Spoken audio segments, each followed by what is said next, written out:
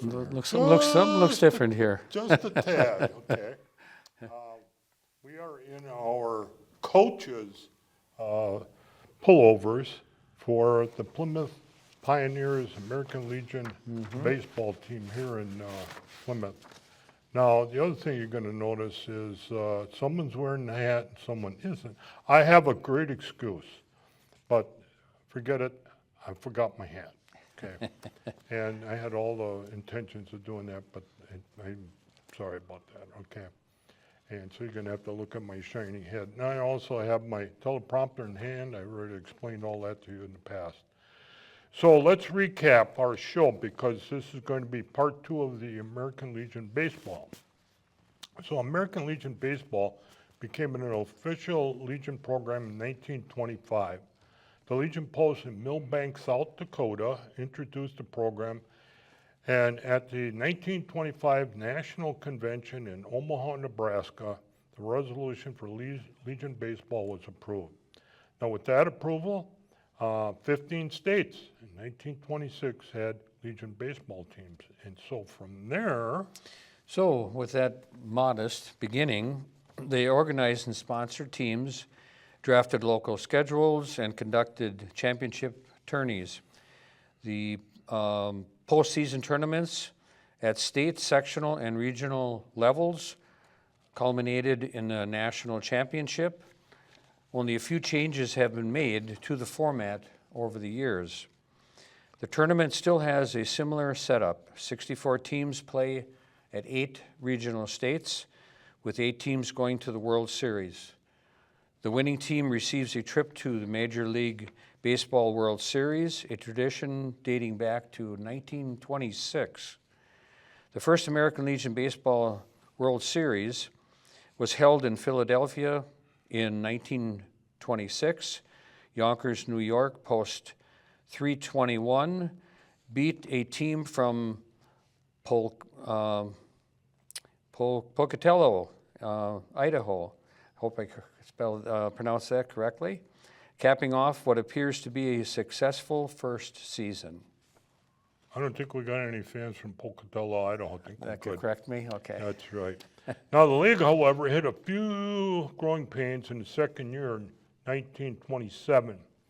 The Legion's national convention was held of all places in Paris, France, that is, with the organization's financial coffers stretched very thin from that trip. The Legion could not fund a World Series, so no champion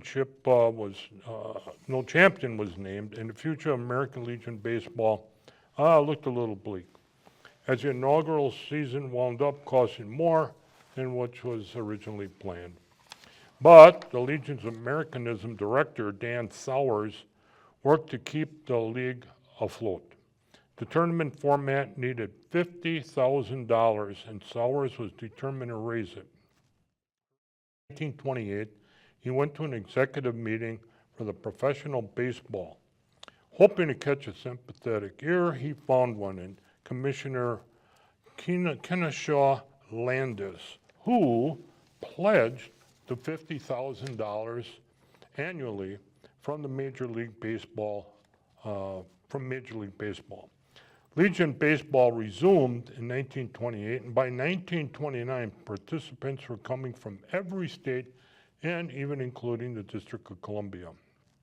However, the Great Depression had a great financial impact, and Legion Baseball funding was at an all-time low. By 1933, national sponsorship was all but sapped out, and there was no World Series. However, with determination, the original founders of Legion Baseball secured funding, and the World Series was back on by 1935. So the American Legion Baseball enjoys a reputation as one of the most successful and tradition-rich amateur athletic leagues. Today, the program registers teams in all 50 states, plus Canada. Each year, young people ages 13 through 19 participate. Since its inception in 1925, the league has had millions of players, including countless who have gone on to play in college and professional baseball, with 82 inducted into the Baseball Hall of Fame. Legion Baseball also has a reputation for serving the young people who play for it in college scholarships. The league annually awards a total of $25,000, $500 for each player selected from each department based on leadership, character, scholarship, and financial need. Recently, the league passed a resolution allowing corporate sponsorship in a hope of creating more financial aid for college. Diamond Sports currently funds $25,000 in scholarships for the American Legion Baseball All-Academic Team. 8 players receive a $2,500 scholarship, and the captain of the All-Academic Team receives a $5,000 scholarship. 3 other recognition awards were established in the 1970s.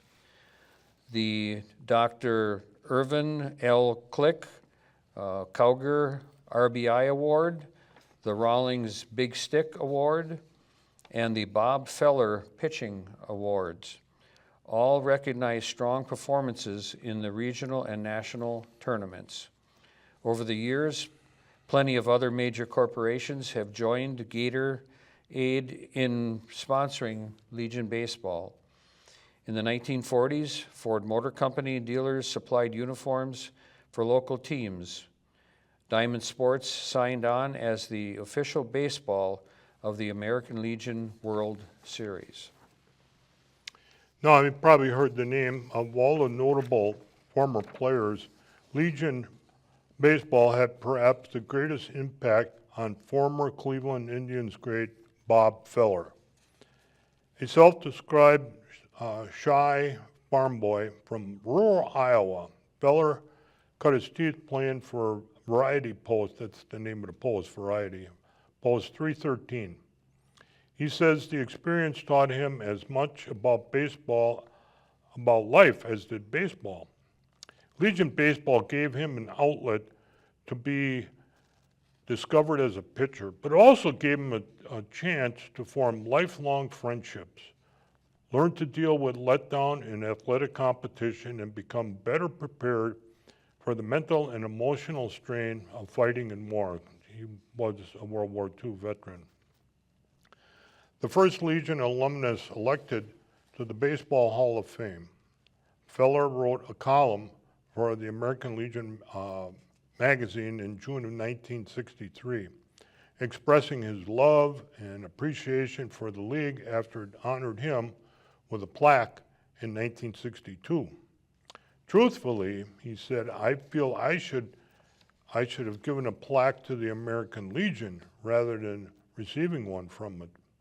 Feller wrote he penned the column free of charge and admitted that he never endorsed anything he didn't believe in during his career, even for large sums of money. Yet baseball isn't the only area where former players have excelled. Legion Baseball graduates have gone on to prominence in other career fields. Former Vice President Dick Cheney played for Post 2 in Casper, Wyoming. Famed journalist and author Tom Brokaw, had been on television as a news announcer for many years, played Legion ball in South Dakota.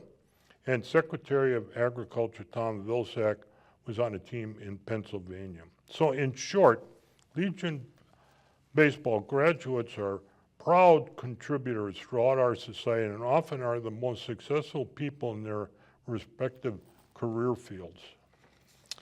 So locally, besides our Plymouth Pioneers, Sheboygan Post 83 has 2 teams. They are on 19 and under, and also a junior team. Random Lake Post 145 has a junior team. So there's plenty of room for an additional team or 2 in Sheboygan County. And as county commander, I have Kirk Evans from Sheboygan Post 83 that keeps tabs on what's going on in our Sheboygan County American Legion baseball. So we mentioned the availability of scholarships in the Legion baseball. So I'm going to go over again some of those scholarships. So Department Baseball has a scholarship for winners, and those receive $1,000. Each certified department winner shall be considered for the American Legion All-Academic Team sponsored by Diamond Sports. 8 players are selected by a scholarship selection committee at the American Legion World Series and will receive an additional $2,500 scholarship. A 9th player selected as the most outstanding member of the all-academic team will be awarded an additional $5,000 scholarship. Scholarship recipients will be eligible to receive their scholarships upon graduation from an accredited high school, and scholarship winners must utilize the total award within 8 years of their graduation date, excluding military time. So it would be worthwhile for a team member to check out these scholarships to assist them in their extended high school education. Now, we had mentioned the World Series for American Legion Baseball. Now, in 2011, that site and has been since today's date is in Shelby, North Carolina. It was previously, for I don't know how many years, it was in South Dakota. But there's a new facility that was put together just specifically for something like this. So, and it has been in the past, the finals was on ESPN, but I don't know if they'll continue doing that. So we are scheduled for the Plymouth Pioneers. Our regional play as the playoffs go, we will be in Waupun. They were hosting quite a few teams, and that's kind of a whole weekend event. So basically, that's it for American Legion Baseball. We're trying to get the game schedules out on social media. Remember, all games are played at Carl Leiby Field, which is next to Parkview Elementary School off of Western Avenue. And one piece of caution, you're parking there, I would not suggest you park on the street next to the field. And if you use the gravel parking lot, kind of stay pretty far south. Why? Foul balls. We have seen 1 or 2, and my car was a victim twice, but no real serious damage. Now, here's the good part also, where we're helping out here in Plymouth. Concessions are provided by the Plymouth Youth Athletic Association. So kind of not only giving for our young ball players, but we're also helping out another youth committee. And we even have a 50-50 raffle. So we've had some pretty good raffle winners. And the best part is free admission. No admission. We do not charge admission. So boy, what a deal. We are also having a brat fry July 26th at Piggly Wiggly in Plymouth as a fundraiser. So keep on looking at social media and stuff, and we're going to get a little bit more organized in that for next year. We've already kind of set out some plans. We're pretty happy about what's been going on so far, but things will even be better next year, I'm sure. So until next time, I want you to stay safe. I want you to stay healthy and stay strong, and I appreciate you watching. Good night.